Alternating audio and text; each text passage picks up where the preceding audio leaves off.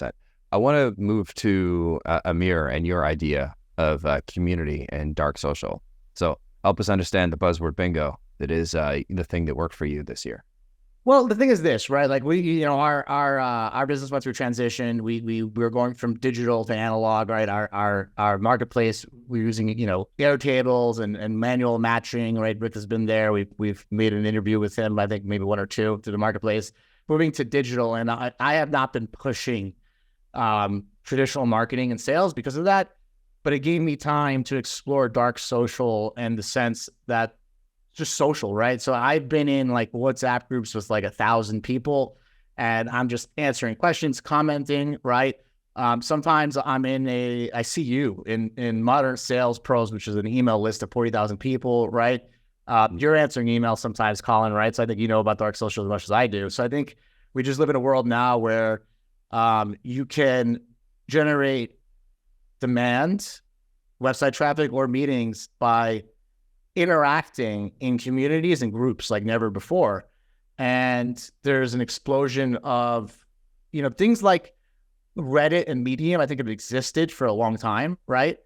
And I think that B2B buyers can't ignore them anymore, right? Because I read also that Reddit got a huge bump in traffic from Google. So like there's a chance that your article in Reddit will get picked up faster from Google than your website. And people can't ignore it anymore because it's just reality.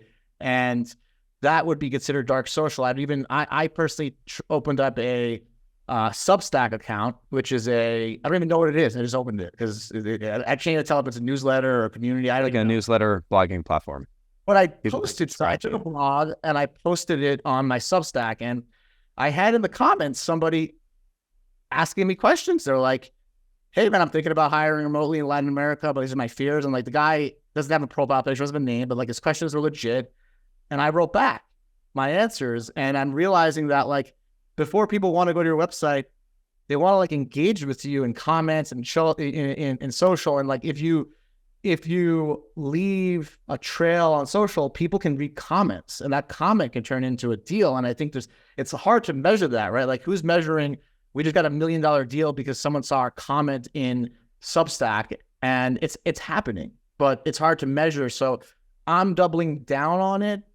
But I know what happens is that people want to measure things, and if they can't measure, they don't want to do it. But I would advise any company to measure your net profit and gross profit because those things never lie, right? So I think when navigating these dark social, these things, like if you try to measure it, you're probably going to kill it because you're not going to be able to. But if you measure your net profit and your gross profit and you're beating your forecast, you probably say that it has something to do with it. But that's been my experience so far, right? We're building communities and just interacting and I think it's just a different way of selling, right? No one's visiting a website. They're just reading content. So it's interesting. Mm-hmm.